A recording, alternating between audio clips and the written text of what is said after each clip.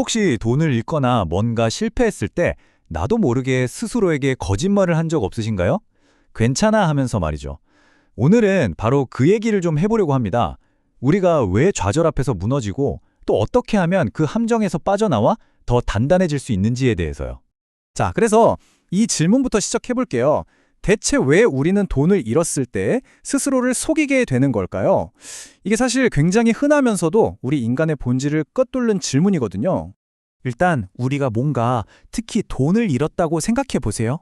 그 순간 우리 마음속에서는 정말 복잡한 싸움이 벌어집니다. 한쪽에서는 절망하고 다른 한쪽에서는 어떻게든 희망을 찾아보려고 애쓰죠. 그래서 겉으로 하는 말이랑 속마음이 완전히 달라지는 거예요. 보세요. 겉으로는 그냥 운이 없었네 하고 쿨한 척하지만 속으로는 이거 다 내 탓인데 하면서 자책하죠. 괜찮아, 뭐 별거 아니야 해놓고는 사실 엄청난 수치심을 느끼고요. 이건 시스템이 이상한 거야 라고 남 탓을 하지만 마음 깊은 곳에서는 내가 정말 끔찍한 실수로 저질렀구나 하고 있는 거죠. 그러니까 손실을 겪었을 때 드는 감정은 그냥 슬픔, 딱 하나가 아니에요. 그 안을 들여다보면 정말 여러 가지가 섞여 있습니다. 억울하기도 하고 화도 나고 또 후회는 얼마나 막심한데요. 자존심에도 엄청난 상처를 입죠. 우리는 이런 복잡한 감정들로부터 어떻게든 스스로를 지키려고 애쓰는 겁니다. 자, 그런데 진짜 문제는 여기서부터 시작돼요. 이렇게 스스로를 방어하려는 반응이 사실은 굉장히 위험한 일종의 악순환을 만들어낸다는 거죠. 핵심은 이거예요. 진짜 문제는 돈을 잃었다는 사실 그 자체가 아니라는 겁니다. 더 큰 문제는 우리가 왜 그런 손실을 겪게 됐는지 그 진짜 원인을 마주하기를 거부한다는 데 있어요. 이게 어떻게 악순환이 되냐면요. 한번 보세요. 첫 번째, 나의 어떤 습관이나 잘못된 판단 때문에 실수를 합니다. 근데 두 번째 단계에서 이건 내 잘못이 아니야, 다른 것 때문이야 하면서 외부 탓을 하며 책임을 피해버리죠. 그럼 어떻게 될까요? 세 번째, 근본 원인인 내 행동이나 생각은 전혀 바뀌지 않는 거예요. 결국 네 번째 단계에서 똑같은 패턴이 또 나타나고 이번엔 더 큰 손실로 이어지는 거죠. 정말 무서운 사이클이에요. 결국 이 말이 맞아요. 문제는 그 사건 자체가 아니라 바로 나 자신의 습관과 사고방식이다. 이 패턴을 깨려면요. 왜 이런 결과가 나왔지?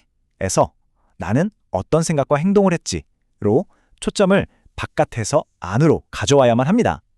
그렇지 않으면 똑같은 일은 계속 반복될 수밖에 없어요. 그럼 이 지긋지긋한 악순환, 이 자기 기만에 덫에서 어떻게 하면 빠져나올 수 있을까요?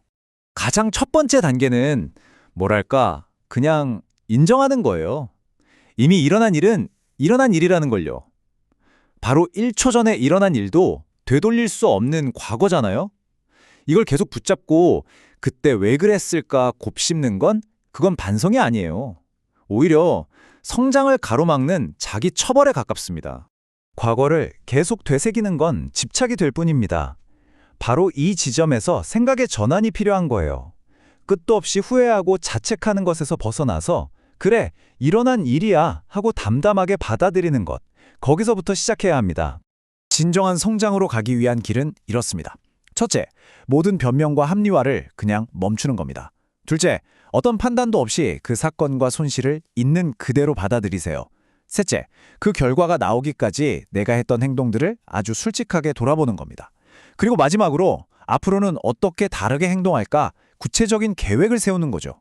이 간단하지만 쉽지 않은 과정만이 작은 모순의 씨앗이 걷잡을 수 없이 커지는 걸 막을 수 있는 유일한 길입니다.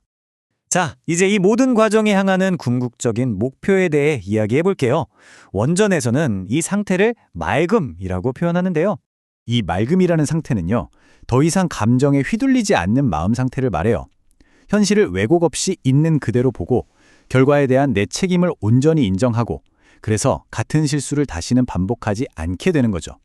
여기서 중요한 건 이게 그냥 기분이 좋거나 긍정적인 상태를 말하는 게 아니라는 거예요. 그것보다 훨씬 더 깊은 차원의 지혜이자 자기 통제력을 갖춘 상태를 의미합니다. 자, 맑음의 상태가 되면 어떻게 될까요?